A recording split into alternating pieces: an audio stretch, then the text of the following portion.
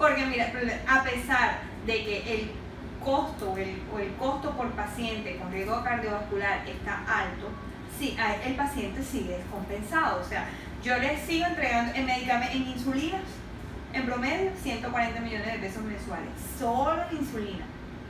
Súmale todo lo que es medicación para cardio, los sartán, atorvastatina, no sé qué, todo lo que se gasta la IPS en atención. Y los pacientes siguen hospitalizándose. Sí, ¿Cuánto le cuesta a la EPS los días de hospitalización del paciente? ¿Cuál programa de riesgo cardiovascular? Entonces, por el máximo, o sea, el índice más alto de pacientes con IPR, que llegan a IPR, es obesidad. Entonces, ¿qué hace falta? Educación a los pacientes para que entiendan que sí, que están enfermos, pero que a punta de fármacos y a punta de medicamentos ellos no se van a curar, que tienen que hacer el ejercicio, que tienen que alimentarse sano, que tienen que adquirir hábitos de vida saludables. Aparte de eso, tienen que ir continuamente a sus controles, tienen que tomarse los medicamentos en los horarios que son, en las dosis que son. No es que si se me olvidó y entonces mañana me tomo el doble, o no me lo voy a tomar en la mañana, sino que me lo voy a tomar en la tarde. Todas las mañanas al salir de casa, vemos en los periódicos o escuchamos en la radio la cantidad de muertos que hay a nivel mundial por violencia, por guerras, por narcotráfico, como es el caso nuestro en Colombia, o por delincuencia común. Y la realidad es otra. Mi nombre es Patricia, soy economista, estoy actualmente cursando un MBA en Administración de Empresas en la Universidad EAN. Tengo la oportunidad de hoy entrevistarte pues porque estamos desarrollando un proyecto nosotros de una materia que se llama Iniciativa y Desarrollo. El proyecto que nosotros estamos o que venimos a mostrarte a ti es la promoción y prevención de atención temprana en riesgos cardiovasculares en la IPS Consalud, ¿sí? Entonces te vamos a dar un poco a mostrar el proyecto que nosotros teníamos. Yo creo que ya de antelación te entregamos el Canvas para que tú lo pudieras de pronto darle una revista, pero quisiéramos de pronto que nos contaras, tú que has estado trabajando un poco en el tema de promoción y prevención, cómo encuentras un día de trabajo en esta área. Cuando trabajaba en el ministerio, yo coordinaba enfermedades huérfanas para el país y se inició un trabajo de definir la ruta de atención integral.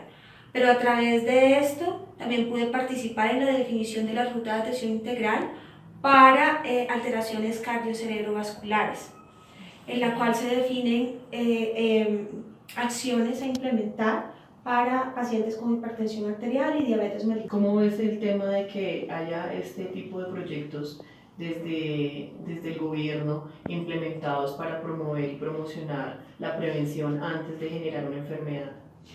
Pues definitivamente el gobierno tiene un interés particular en definir resoluciones, leyes para la implementación de estas acciones enfocadas en la promoción y prevención de la enfermedad.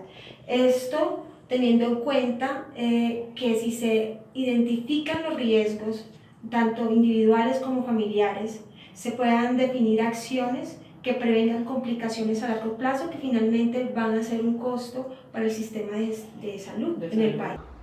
Bueno, el día a día es la atención de pacientes con alto riesgo cardiovascular, en el cual hacemos seguimiento a ese paciente de sus controles, que asista puntualmente en la fecha que se le estipula, que se hagan sus laboratorios debidamente en las fechas también estipuladas y que también tenga adherencia al tratamiento. Cuando estamos hablando de herencia es que el paciente puntualmente se tome. Bueno, mi nombre es Catherine, pertenezco al área de calidad de salud social IPS y adicional apoyo en agendamiento. Entonces, conozco los pacientes que ingresan a la institución. Tenemos una población aproximadamente de 9.000 pacientes, 1.400 son insulinos, diabéticos insulinos aproximadamente, el resto son hipertensos o tienen daño renal crónico en estadios avanzados. O sea, entiendo con lo que me dices, de los 9.000 pacientes, 1.400 diabéticos, dentro de eso hay insulinodependientes, hay renales, o sea, estamos hablando de todas las patologías que afectan. Exacto, o sea, eso invita también como a segmentar un poco más eso nos invita a que el proyecto o la investigación se segmente en un tipo en específico de pacientes. Ok. Específicamente profundízanos un poquito más ese tema desde tu percepción, viendo un proyecto de este tipo en riesgo cardiovascular, ¿tú cómo lo harías? ¿O cómo sería desde el punto de vista para iniciarlo? Yo lo haría inicialmente con los que son más costosos, o cogería a los pacientes de insulina o cogería a los pacientes renales, que son los que implican más alto costo a las EPS. Entonces si logramos hacer un buen PIP o se logra montar un buen programa de PIP con estos pacientes, los costos pueden reducirse en gran manera y podemos evitar que la calidad de vida del paciente llegue a un estado muy crítico y que su hospitalización no nos cueste 1.200.000 un día, sino que nos cueste 5 millones por no haber intervenido a tiempo. Por otra parte, tenemos datos como que en Colombia aproximadamente en el 2015 se gastó más o menos 2.4 billones de pesos por enfermedades cardiovasculares solamente de revascularización coronaria y de angioplastia coronaria.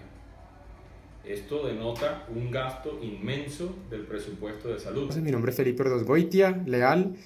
Me encuentro realizando un proyecto para la asignatura de Iniciativa y Desarrollo Empresarial de la Universidad EAN en una maestría virtual.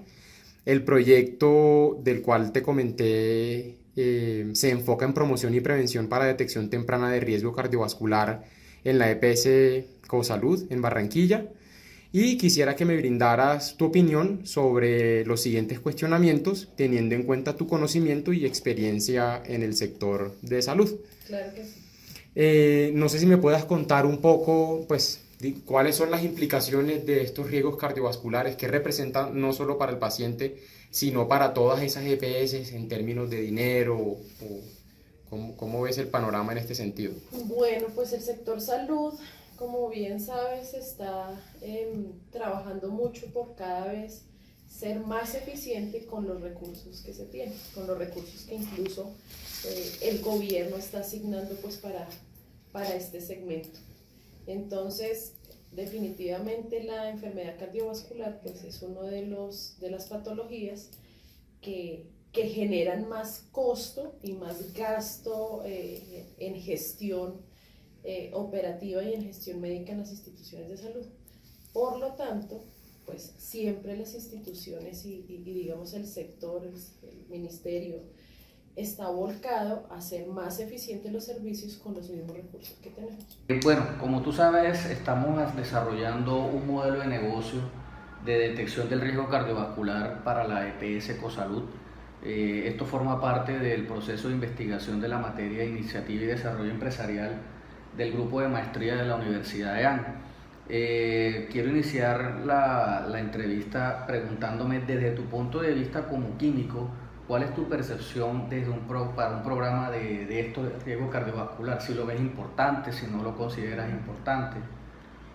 Bueno, este tipo de programas realmente es muy importante y se hace necesario poder implementarlos en estas empresas de aseguramiento, ya que la entrega o la dispensación y la administración de los medicamentos en estos tipos de pacientes juega un papel muy importante, ya que nos hemos podido dar cuenta que realmente estos pacientes normalmente a veces hay que ajustarles dosis, hay que modificarles horario de atención de la toma de medicamentos, la interrelación que tienen la toma de 2, 3, 4 y más medicamentos, ya que normalmente estos pacientes son polimedicados. Por eso yo creo que es muy importante que podamos implementar este tipo de plan. ¿Crees tú que un programa de promoción y prevención en este tipo de pacientes debe ir enfocado a qué exactamente? Debe ir enfocado mucho a lo nutricional. Nutrición, ok. A la nutrición. O sea, el fuerte de cualquier programa de crónicos debe ser la nutrición, porque la alimentación o es tu medicamento o te lleva más rápido a la tumba.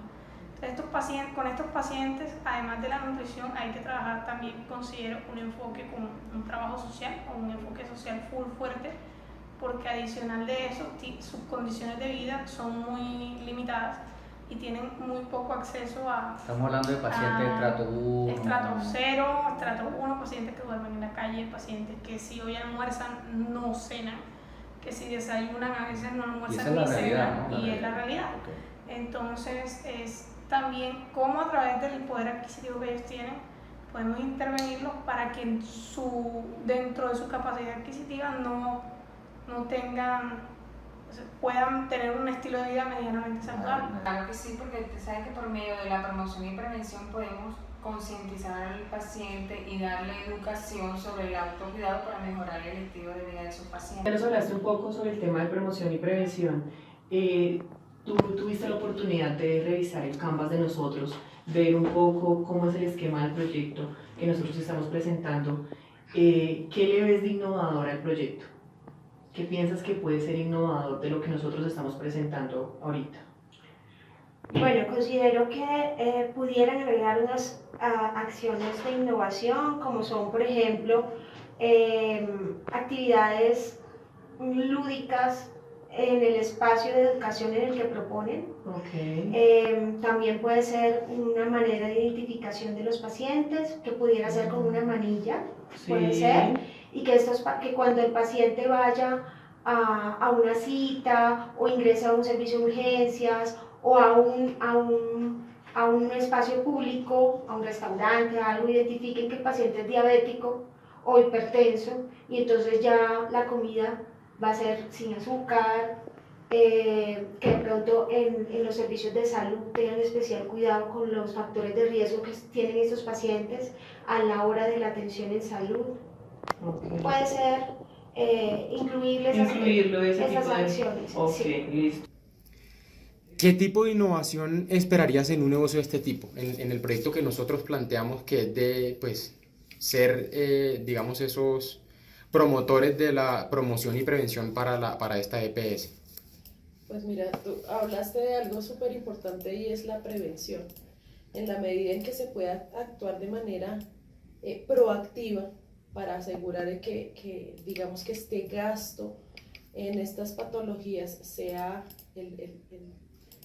de manera eficiente, si nosotros nos anticipamos o el sector salud se anticipa por ejemplo, a cuidar alimentación, hábitos, toda la parte de ejercicio, bienestar de las personas e incluso de la juventud, pues creo que puede ser también un buen punto de partida para evitar estos sobrecostos en el área.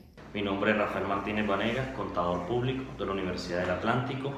Llevo desempeñándome en el área de la salud más de 10 años y estamos en estos momentos, gracias por tu invitación de revisar el proyecto que tienes, para enfatizarlo con la empresa al cual laboro, que se llama C-Medical, y me parece muy importante toda esta labor que estás haciendo, todo este proyecto, porque lo veo bien enfocado, estamos revisando cifras y valores y es muy importante.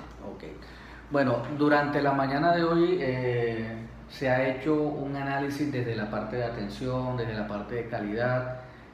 Consideramos que la parte financiera, tú desde que conoces el entorno en salud, nos expliques básicamente por dónde es que entra la plata al sistema de salud, porque sí, atendemos pacientes, pero de pronto no sabemos la plata por dónde nos llega, por dónde entra en este tipo de programas. Si nos puedes orientar un poquito. Ok, Ariel, teniendo en cuenta de que esto es un contrato que va a ser capitado, automáticamente te estamos garantizando... Capitado es que la plata se paga por anticipado. Se paga por anticipado. Tengo un número de pacientes. Y eso te van a... cada usuario te representa a ti un valor per cápita. Okay. Eso va a ser la suma de todos tus usuarios, va a ser tu ingreso mensual. ¿Qué característica tiene este tipo de contrato? Que los pagos van a ser los primeros 10 días de cada mes. Es decir, que vas a tener posibilidad para operar sin ningún problema. No vas a tener facturas atrasadas ni nada porque el servicio se paga anticipadamente. Okay. Entonces, por ese lado, digamos que la plata está garantizada. La plata está totalmente garantizada para que empiecen a operar sin ningún problema. Pregunta, ¿este modelo funciona porque es ley ¿O es porque es una iniciativa de los operadores o el sistema de salud dice así funciona el PIP, así funciona la entrada de dinero? Es como para entender un poco más el sistema. Bueno, desde el Ministerio de Protección Social, que es donde se giran todos estos dineros, ya está diseñado cuál es el plan y las subcuentas que ellos tienen para este programa de PIP, que es Proyecto y Prevención, con el fin de garantizar de que los usuarios estén sanos, estén bajo un control adecuado por las IPS y no evitar tantas enfermedades que hoy en día se están Cuando tú dices importante, ¿consideras más por el tema del beneficio del paciente y desde el punto de vista de costos de tratamiento? ¿Cómo lo consideras tú? Hay que tener en cuenta todos los aspectos, el costo-beneficio paciente, el costo para el beneficio que se lleva el asegurador. Entonces creo que para ambos beneficios. Ok. ¿Consideras que la apertura del programa debería hacerse desde la IPS o desde el operador que maneje medicamentos? ¿Desde dónde crees tú que debería salir la iniciativa de un modelo de negocio para disminución del riesgo cardiovascular? No, la iniciativa realmente, como ambos se van a iniciar, puede salir desde cualquiera, desde el operador o desde la IPS. Okay. ¿Del operador o desde la IPS? Desde cualquier, porque necesariamente hay que trabajar en equipo. Primario. Esto deberá ser fortalecido con los grupos de educación hacia el paciente para mejorar cosas como la actividad física, cosas como los cambios de estilo de vida saludable que hemos perdido día a día, inundados por la gran cantidad de alimentos poco saludables y que nos inundan también en esas propagandas y nos vuelven prácticamente consumidores compulsivos de una serie de productos nocivos contra nosotros. Tú nos hablabas, antes de empezar un poco la entrevista, sobre definir el tipo de PIP. Me gustaría como que entender un poquito más esa parte para dejarlo documentado. En PIP hay un PIP que es un PIP preventivo, que es cuando no tenemos la enfermedad, pero tenemos antecedentes y evitamos que el paciente la desarrolle, por ejemplo. Y está el PIP de segundo nivel. Este PIP de segundo nivel es cuando ya tenemos el paciente diagnosticado con la enfermedad, pero evitamos que llegue a un estadio muy alto. Entonces lo que hacemos es que reducimos costos en el paciente y mejoramos la calidad de vida de él. En ese orden de ideas, nuestro proyecto debería ir enfocado a ese paciente que ya está enfermo y que es el paciente más fácil de acceder para poder llevar este programa. Y si tú ves este tema de promoción tan importante, ¿tú crees que hay un impacto dentro de la sociedad de una forma positiva? O sea, ¿sientes que estos proyectos son un impacto positivo con la sociedad? Totalmente. Estos sobrecostos en el área. Perfecto. ¿Cuál es el mercado potencial que ve en este negocio? ¿Cuáles serían, digamos, nuestros mejores clientes? Pues claramente están las EPS y el tratamiento con los pacientes. Mira, hay algo que está moviéndose hoy en día en el sector salud y es estar pensando en una vejez saludable. Okay. Entonces, pensando en eso, el foco del proyecto de ustedes serían personas jóvenes, personas que están en una edad media, en donde sí definitivamente se pueden generar planes de prevención. Antes de que entren en etapa de riesgo ya con el... ¿Cuál es el principal desafío que tú ves dentro del tratamiento? No de la parte clínica, porque entiendo que tú no eres médico, pero dentro de la parte del entorno del paciente, ¿cuál es la parte más difícil para ustedes? Para nosotros ha sido, y todavía es un poco difícil, concientizarlos a ellos de cómo deben de comer. Porque aunque algunos no tienen acceso económico, pueden comprar gaseosa y prefieren comprar gaseosa que comprarse una manzana para satisfacer las ansias. Entonces, creo que puede tener un enfoque también muy hacia lo cultural, hacia tratar de cambiar las costumbres que ellos tienen, porque la misma cultura costeña es lo que los ha llevado a un estado que es muy difícil regresar y que sus órganos en realidad estén mejor, por estén ejemplo, complicados. y estén más o estén peor, estén más complicados. En ese orden de ideas tú le dirías, de acuerdo a este modelo Canvas que yo te estoy presentando, no sé tú qué observaciones o qué sugerencias o desde su punto de vista para mejorar o quitar dentro del proceso. Yo creería que en el modelo hay que mejorar de pronto las actividades, la estructura de los costos. Okay. Los costos pueden Revisar estar, los costos. sí, pueden estar un poquito desorientados porque hoy en día la realidad es otra y es casi el doble de lo que está aquí. Base en esto, ¿cuál es el mayor desafío o el principal problema que tú como enfermera tienes con este tipo de pacientes? Más que todo sobre el autocuidado del paciente. Okay. O sea, hay pacientes que de pronto, aun cuando vienen a los seguimientos, a los controles, a veces vienen solos sin acompañamiento, a veces no tienen adherencia al programa o al tratamiento farmacológico.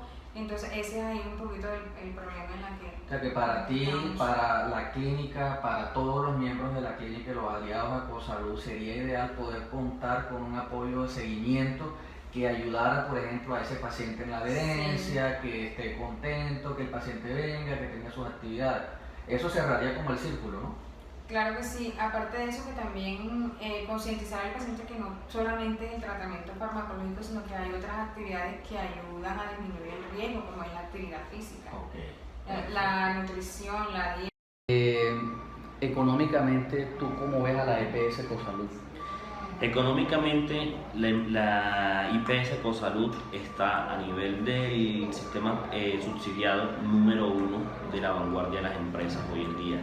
Tiene unos proyectos de inversión muy buenos y cada año siempre recibe un reconocimiento. Es decir, que tu músculo financiero está bien soportado para que comiences a operar. ¿Sería la rentabilidad esperada en este negocio para considerarlo atractivo? Pues mira, la rentabilidad es que se logre cubrir la necesidad en el sector con el presupuesto que se tiene. Entonces, hoy en día, si las instituciones de salud están trabajando per cápita, que ese rubro que va dedicado a este segmento de salud, pues sea usado de la manera claro, más eficiente. entendiendo que finalmente ya esos recursos el Estado los proporciona y es simplemente hacer uso efectivo de esos dineros. Esos recursos incluso hoy en día se está verificando que no van a poderse incrementar, entonces es con lo que se tiene hacerlo más eficiente. Okay. Entonces, la parte de costos. Exactamente. Igual los ingresos también hay que creo que van muy relacionados con la estructura del costo también. O sea, aumenta, o sea, tú lo que nos quieres decir con esto, si redondeo la idea, es los ingresos por un programa de estos pueden ser mayores a lo que nosotros estamos proyectando. Sí, pueden ser mucho mayores. Ok, lo cual quiere decir que los costos también aumentarían. No necesariamente. Eso depende del tipo de profesional y del tipo de PRIP que se realice. Ok, perfecto. Listo. Puede que sí, pero puede que no. Lo cual quiere decir de que el negocio o la oportunidad de que nosotros estamos proyectando debería darnos más ingresos de lo que nosotros estamos proyectando. Sí, debe dar alrededor de un 30 a un 40% de rentabilidad. Ok, perfecto. Fuera de... que ya hemos tenido con algunos de estos tipos de programas, creo que hemos logrado aprender algo y es, primero, muchos de estos pacientes realmente no cumplen los tratamientos, entonces yo creo que hay que tener muy en cuenta el factor educativo hacia el paciente. Iría también ahí lo que tiene que ver con adherencia, ¿no? Claro, sí, ya íbamos con la parte educativa al paciente. Segundo, darle la importancia de la adherencia a estos tratamientos, entonces tenemos que ver la forma como estos pacientes puedan lograr esa adherencia, ya que normalmente estos medicamentos son de tipo ambulatorio y esa adherencia no podemos controlarla estando ellos en su lugar de residencia. Tercero, la entrega a tiempo de estos medicamentos también es muy importante. Y finalmente, que podamos hacer un seguimiento desde que inicia este paciente hasta su finalización. Y por último, ¿qué posibles barreras de entrada notas en este negocio y por qué? Las barreras de pronto es que las personas no tomen con la seriedad, como conciencia, con esa conciencia que se necesita de hacer más eficiente el sistema, que no tomen a bien estas buenas iniciativas. De sostenibilidad, ¿ves la sostenibilidad dentro de este proyecto? ¿Consideras que Sí, se puede dar? Sí, en definitiva, porque la resolución 5258 define recursos para poder implementar este tipo de programas y con, como te comentaba, con la intención del Ministerio de darle fuerza a las rutas de atención integral en salud para el país, para su implementación, también considero que es como un gancho importante para poderle darle viabilidad al proyecto. ¿Hacia dónde tú lo ves? Si es por el lado de medicamentos, si es por el lado de atención, ¿hacia dónde tú ves que sale más la plata de estos tipos de pacientes?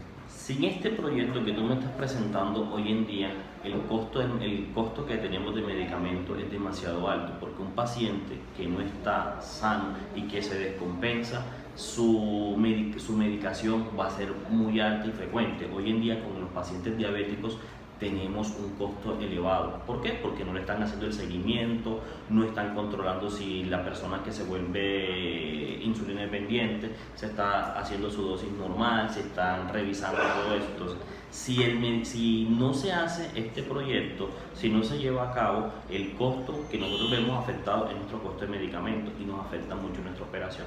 ¿Consideras que es un producto o es un proyecto novedoso? Hay proyectos similares. Hay que ponerle un componente innovador que puede ser de pronto el enfoque social, que es lo que no tienen mucho los proyectos, y el cambio nutricional que vayamos a hacer, porque hay proyectos que se están realizando hoy en día similares.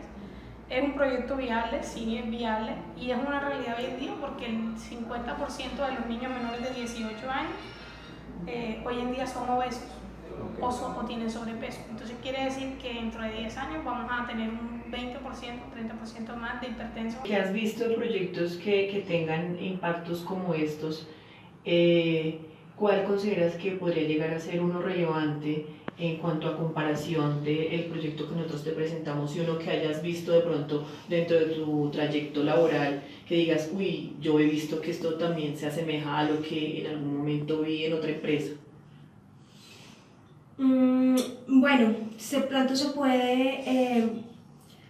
puede comparar con la implementación de un centro de referencia para un tipo de patologías especiales, en el cual se definen criterios para poder acercar más a la identificación de estos riesgos y a crear una atención más integral, que es lo que necesita el paciente.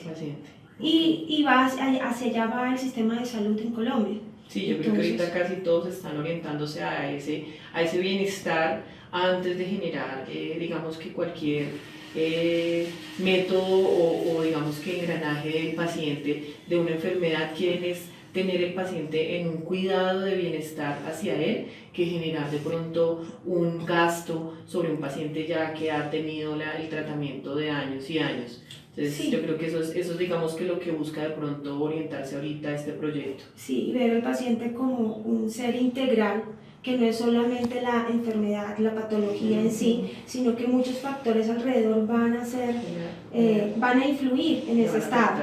Entonces la nutrición del paciente, el ejercicio del sedentarismo para esos pacientes, el aspecto psicológico también es importante para este tipo de proyectos. Iniciativas que se tienen. Ya para finalizar, Mónica, teniendo en cuenta el Canvas que te presenté, digamos, el modelo de negocio que nosotros planteamos, ¿cuál sería tu conclusión final? O sea, ¿lo ves viable?